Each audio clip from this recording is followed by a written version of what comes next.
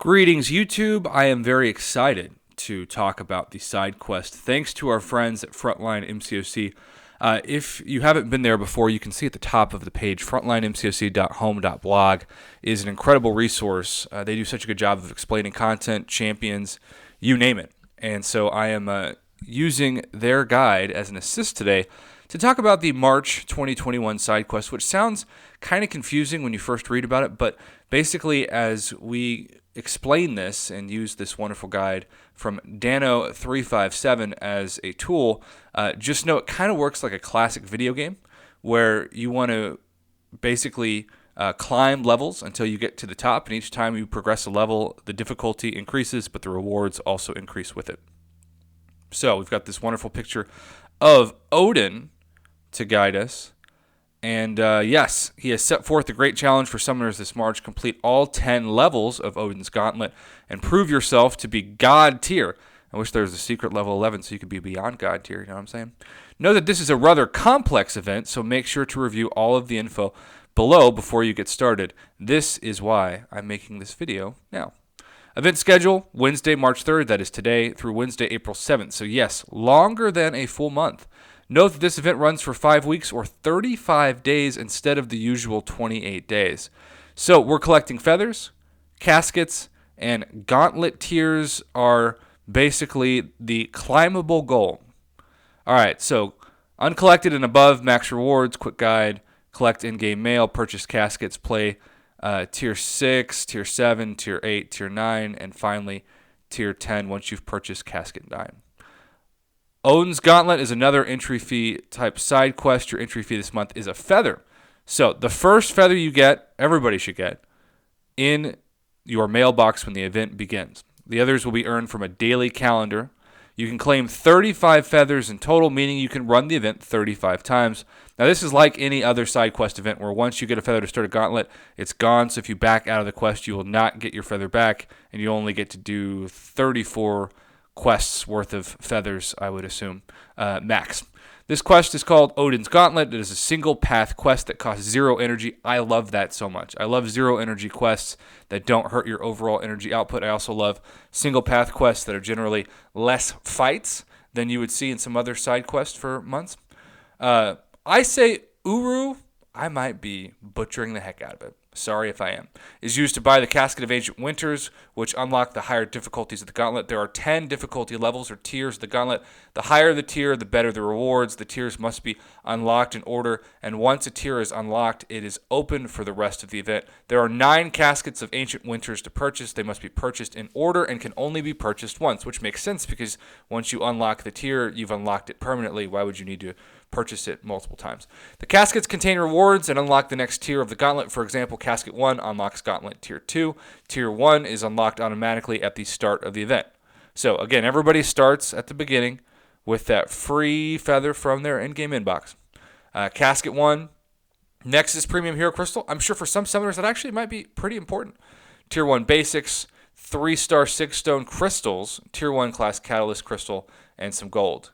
Casket 2 unlocks Tier 3, a 3-star Awakening Gem, and normally when it says gem and not crystal, that's a generic. So again, for beginners, that's going to be pretty helpful and really a great item for a side quest in their progression. Tier 2 Class Catalyst Crystal, Tier 2 Basics, and Tier 3 Basic Catalyst. So also really important items for those beginners. Casket 3 unlocks Tier 4, a 3-star Max Signature Stone. Love that thing. I mean, that is so underrated for somebody like myself who wants all maxed out 3 stars for the purpose of 4-star shards and in general just gaining the ability to open 4-star crystals and eventually 5-star crystals and even 6-star crystals faster. An ultimate crystal, Tier 2 class catalyst. So Casket 3 is pretty good for rewards, I gotta be honest. Casket 4 also has an ultimate crystal along with a 4-star hero crystal, a Tier 1 alpha catalyst, and Tier 3 class catalyst crystals. I just got to tell you, like, these early caskets are really good for beginning advancing players. Like, people who are not uncollected yet, really happy for those players, and kudos to Kabam for kind of targeting rank-up items that are going to be helpful for them. A Nexus 4-star hero crystal is in Casket 5 that unlocks Tier 6. It's also our first chance to see a 5-star shard reward make its appearance in the Casket chain. Tier 4 basic catalyst fragments, that's half of 1. which I always appreciate. and Tier 1 alphas, and also some gold. Casket 6 unlocks Tier 7, a legendary crystal, 5-star hero crystal shards, now 2,500. A fully formed Tier 4 basic, make that 2, and a Tier 4 class catalyst crystal. Wish that was a selector, but beggars can't be choosers. Casket 7, you get a 5-star hero crystal in general, a fully formed.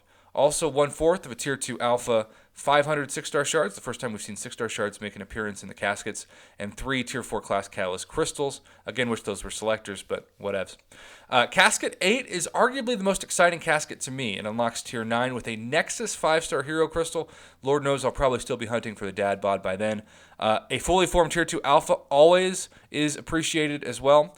1,500 6-star shards and 4,500 Tier 5 basics. So we're almost to the top of the casket list, and now we are finally at the top, which unlocks Tier 10, and that is 3 2% Tier 5 class catalyst fragment crystals. So the algorithm is basically at your mercy. 3,000 6-star shards, 9,000 Tier 5 basic catalyst fragments, and then a 5-star awakening gem crystal, because unlike a few months ago, it is not a generic.